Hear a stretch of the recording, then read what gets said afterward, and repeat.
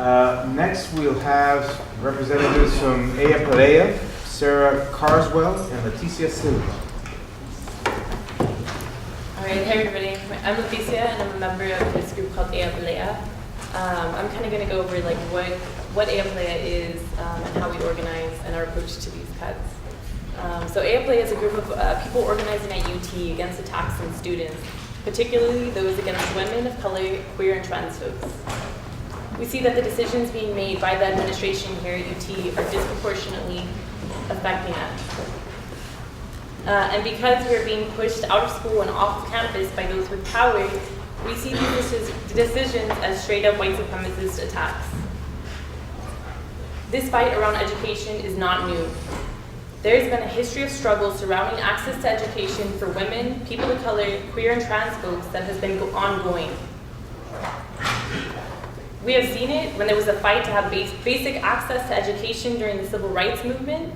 We saw the introduction of Chicana or Mexican American studies and African American studies that came from the Chicana and Black Power movements in the 60s and 70s. And also the introduction of women and gender studies coming from feminist action taken in the 70s.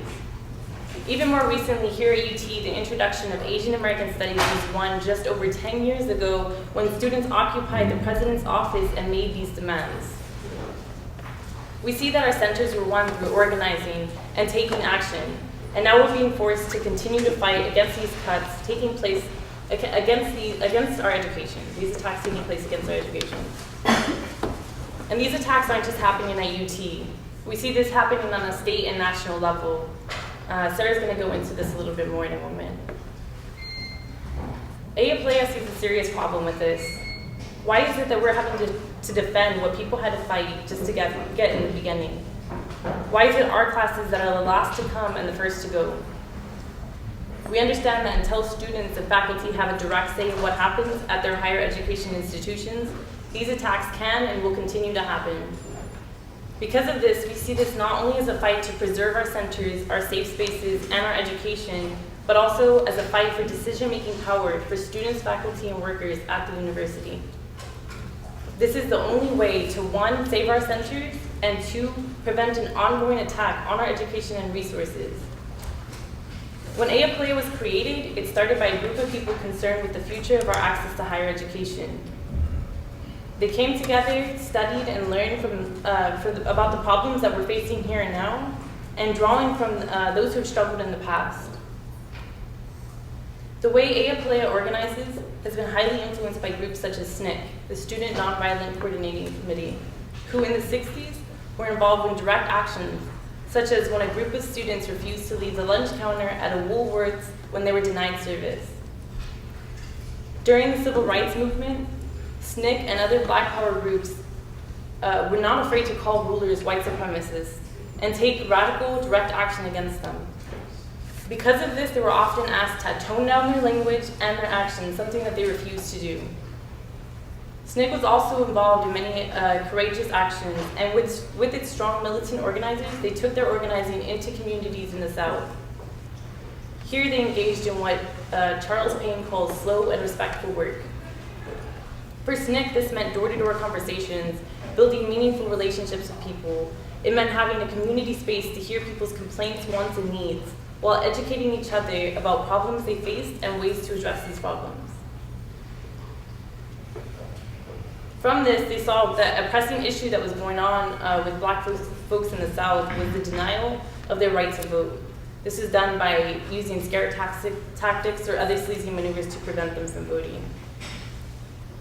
For Pelea, slow and respectful work involves the same day-to-day activities of organizing, not just the glamorous actions like protests and rallies. This includes flyering, educational events, and community building.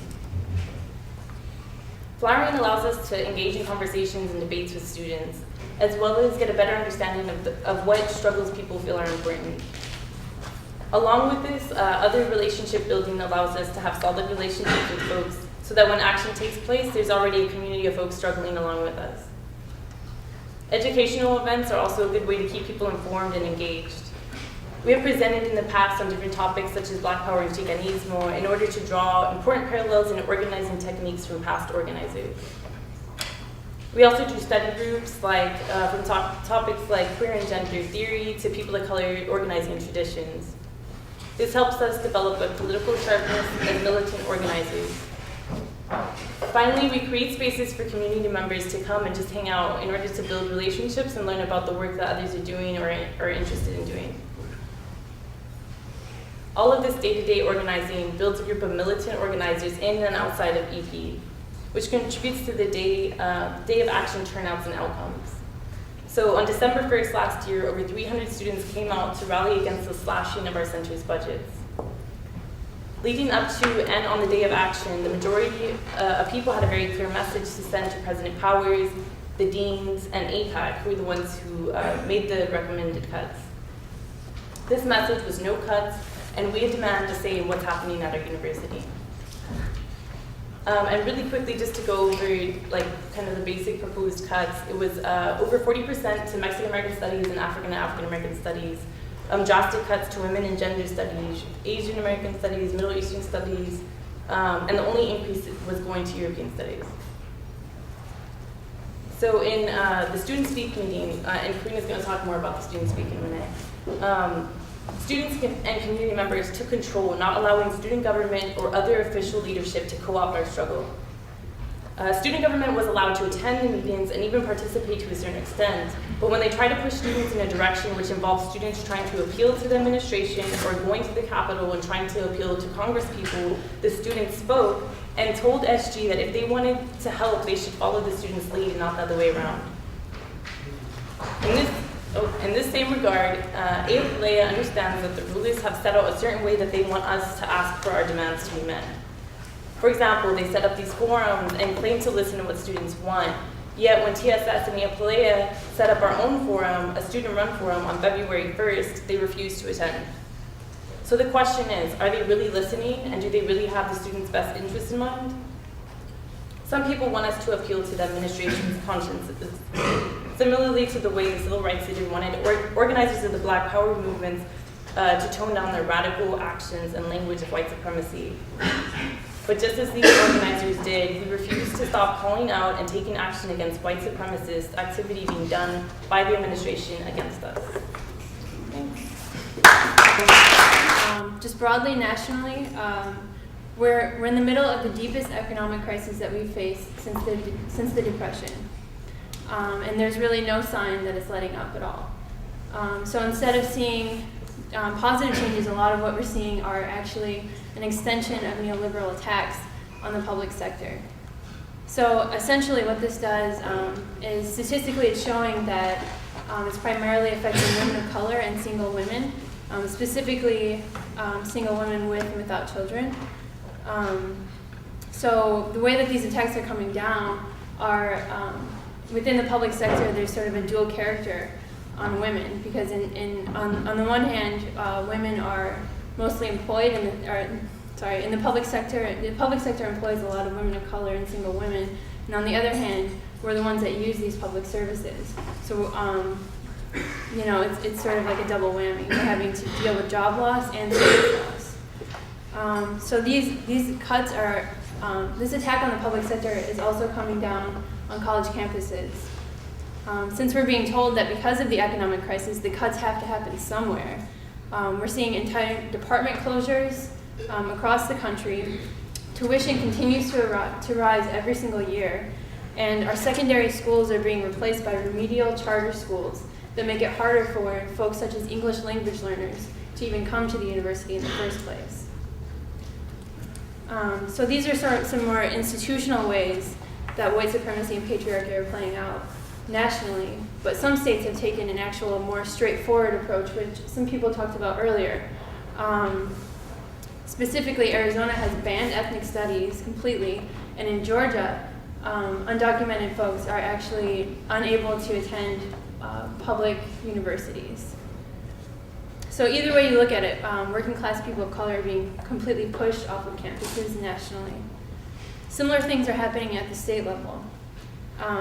In the last couple of years, Texas rejected millions in stimulus money, and despite a $9 billion rainy day fund, we're seeing deeper cuts to the social service sector, which means that women are spending more time doing the care work for our young, elderly, and disabled family members while having to hold down 2 to 3 jobs just to pay the bills. So a microcosm of how this is playing out is happening right here in Austin with our public school system. There are many schools in danger of being closed right now, at this very moment. And so we have students that are falling through the cracks while a majority female workforce is getting pink slipped. Meanwhile, in Austin, our students are losing links to our histories, as mentioned earlier, with the whitewashing of textbooks. This is completely taking out Cesar Chavez, Dolores Huerta, and all of Islam within the last few years. Which brings us to the cuts that are happening here at UT right now. So these proposed cuts are not the only attacks that we've suffered from the administration here. There's a long history at UT of boxing out people of color, from resisting integration in the 1950s to institutionalized segregation among our tenured faculty today. In addition, the administration is creating an oppressive culture for queers on campus. There's been a refusal to offer full benefits for queer staff, which contributes to a more heteronormative curriculum on campus, and we're constantly being compartmentalized based on gender in our dorms and bathrooms. So as Leticia mentioned, the first round of cuts proposed 40% from the Center of African American Studies and the Center for Mexican American Studies, or CMOS. But this has been shifted. So because the students have organized, the administration has decided to take the same amount of cuts and just distribute it differently and not offer an increase to European studies. So basically they're going to be moving more of the burden on Asian American studies and women and gender studies, which is it's putting Asian American studies under danger of being completely eliminated, and women and gender studies is facing around a 40% cut now. So we see this as an attempt for the administration to pit us against each other. But what the administration doesn't understand is that cuts to women and gender studies are cuts to CMOS, or the Center for African American Studies. Cuts to the Center for African American Studies are cuts to queers. We all have a stake in defending ethnic studies, and we all benefit from having these departments and having these centers. So it's within this context that pelea and TSS and a lot of other folks are struggling against these attacks. This struggle at UT is connected to the struggle that's happening in our community in Austin, with our neighbors in Arizona, across the border in Mexico, and even across the sea in Egypt. So, thanks. So, Cyclone Katrina hit New Orleans, and those Los de Abajo, those below, women, people of colour, queers, suffered the most, and the government said, don't worry, we'll come and we'll help you. And the relief effort arrived, and pretty soon the people who remained in New Orleans realised that the relief effort wasn't about helping them at all. It was about gentrifying New Orleans, making money and making their oppression worse. And so they responded by saying, we're not part of this relief effort, and they looted to survive. And the reason why I'm saying that is because white governments, or modern governments, have been around 500 or 600 years. And for the vast majority of that time, maybe 500 of the 600 years, official policy has been genocide, both of internal agricultural populations and lately colonising the whole world. And the university developed in the same time as these white governments. And universities, for the vast majority of their existence, have been fortresses for elite knowledge. I'm just wondering, like, for all the participants, at what point, because this neoliberalism and neoconservatism that you're talking about seems to be getting stronger and stronger, not just in Texas, not just in the US, but in the whole world. There's a closing of borders and a revitalisation of the colonial project. And at what point do you draw the line and say, ya basta? The university and the state are white institutions. They're not relief efforts here to let us know ourselves or to help ourselves out. They're instruments of colonialism. At what point do you say, ya basta, and start working outside the universities. And to relate it back to Katrina, once you draw that line and once you step over that line, what do you do to loot a university and start something outside the institution?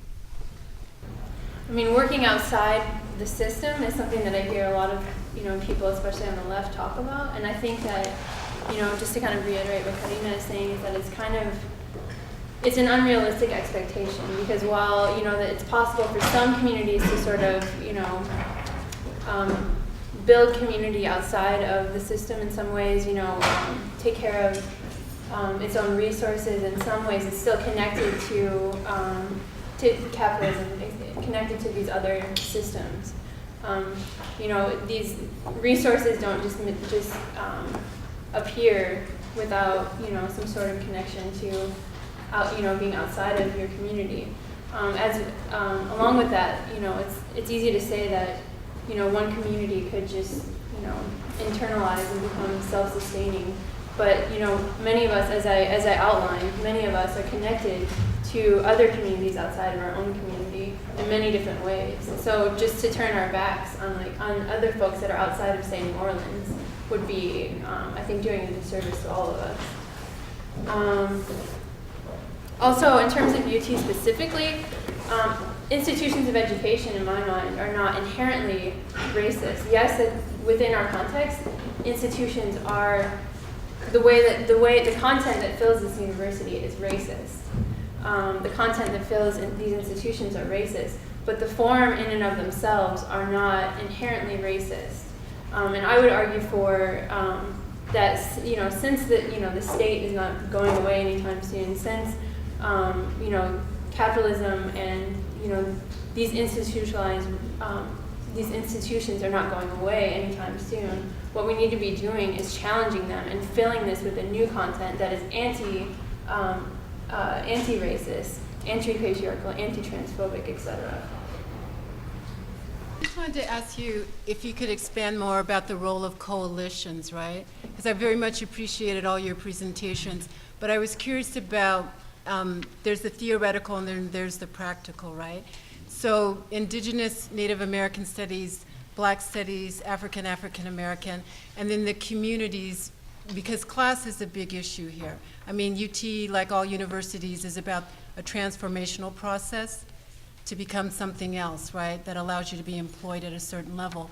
So can you talk more about coalitions? And I like what you said about emotional space. So how do you work around, homophobia in the coalition, sexism in the coalition, ethnic chauvinism in the coalition?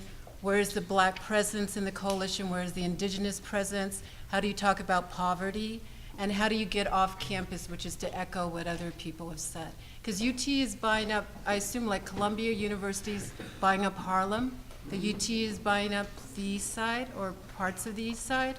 So what's the coalition with the people where area studies is not exactly a community, but it's a career?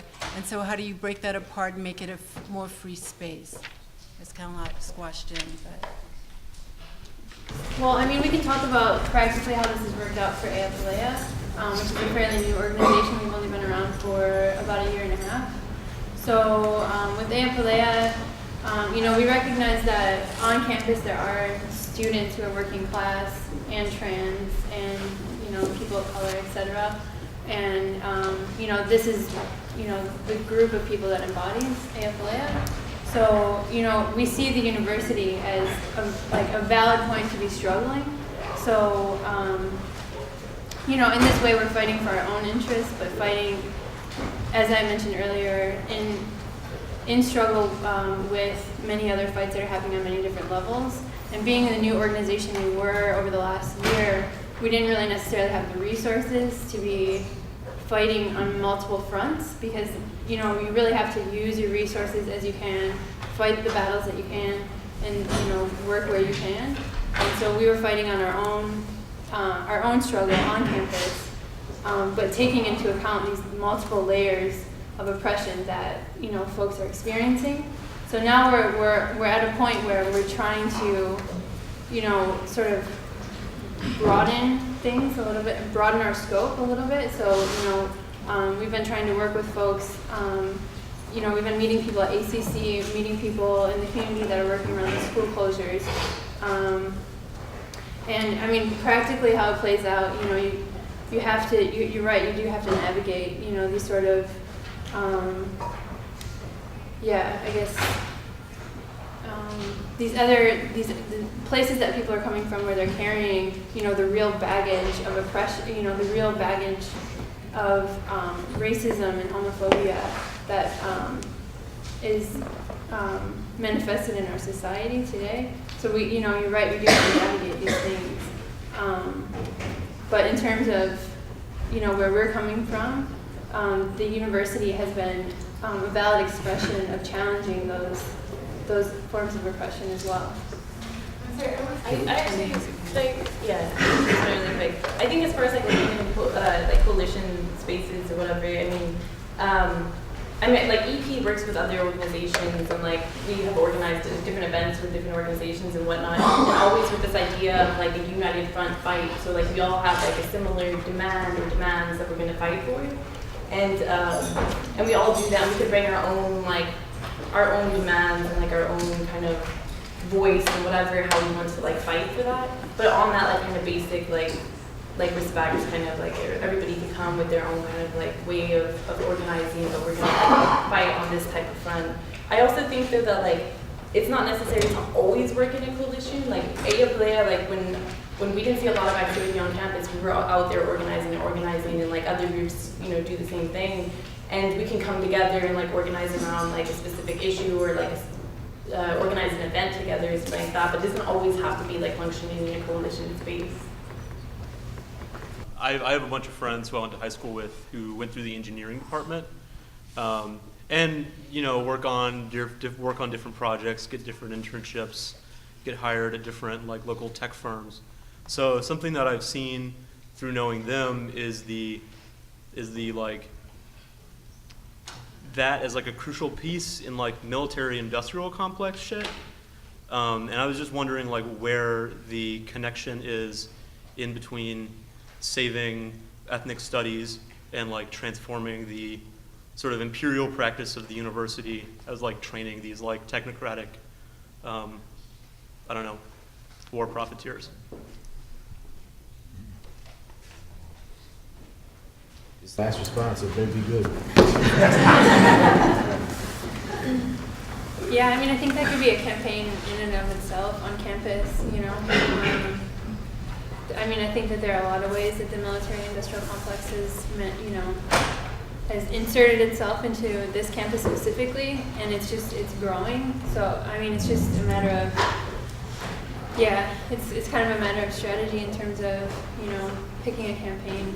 I mean, obviously, like, it's important, while struggling to preserve yet extend ethnic studies, to be looking at, these other things and how they're playing out. I mean, there are many other things that we could talk about too, like the way that the prison industrial complex has been, funded through the university, et cetera. So, I mean, I think it's important to be aware of these things and make demands that encompass, broadly all of these things, like Leticia was talking about earlier, in terms of democratic control of the university. That's a long-term goal, so that we can kick the military and the prisons out of our university and run it how we see fit. So. Okay, well, I would like to take this opportunity to thank our panelists for their excellent presentations.